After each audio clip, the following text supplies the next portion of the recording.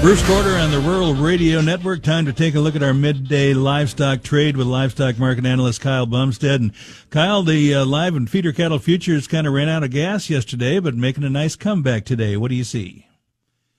That's right, Bruce. They are making a nice comeback here. Now, we did, like you said, we had an early rally here yesterday, and then we ran out of gas. We took out Friday's highs here on most of these contracts. We did make new contract highs in some of these deferred contracts yesterday, and then we closed lower. A lot of folks are calling that a key reversal, but I can't hang my hat on that yet because we've seen this happen several times here on this rally where we've made those key reversal moves, and then they've negated it here in the next session or two or a few sessions afterwards. Right now, we're trading an inside session here on most of these contracts today, so we've got a little bit of indecision going on, but we are building off of the early morning gains that we saw here. Now, I would call today probably around an open price low here. We did open around that 301.30, 301.35 here in the September contract. We opened at 301.82 on the August contract, dropped down to $300.75 right away, and then started climbing right back. We're at 302.25 right now on that August contract. The index today looks like it's going to be up about $2.05 here around that 303.52.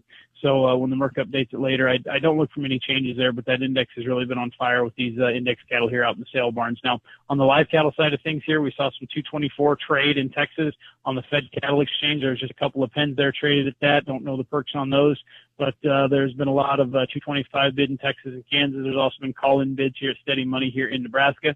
But from the sounds of it, a lot of folks think that we're going to be trading higher cash here this week, which that's kind of what the futures are starting to anticipate. Now, we do have June live cattle option expiration here on Friday. All right, Kyle, thank you very much. Kyle Bumsted, you can call him at 308-708-7340 for more livestock information. You're listening to the Rural Radio Network.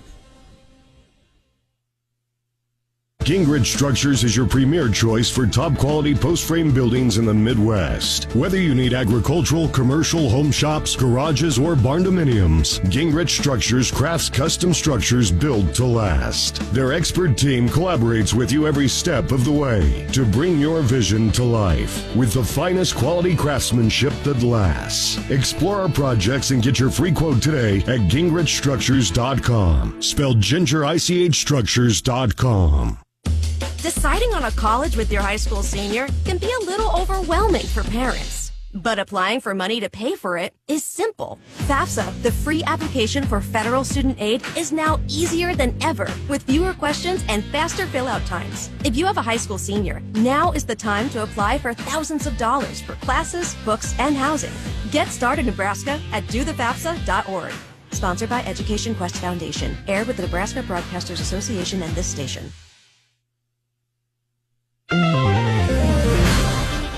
This is the market update on the Rural Radio Network. Rains moved across the heart of the Corn Belt roughly as expected yesterday, hanging on from the southern areas through the eastern belt this morning, with action continuing through tomorrow morning.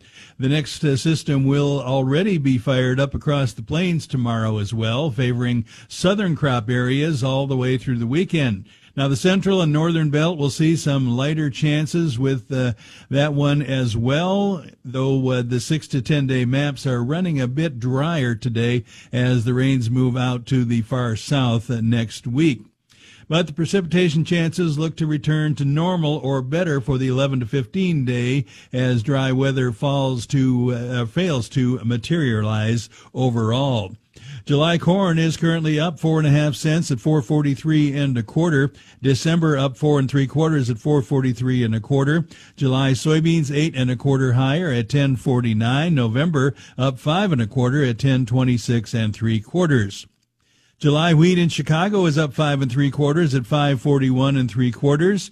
July wheat in Kansas City is up 2 cents at 5.38 3/4, and July wheat in Minneapolis up a nickel at 6.23.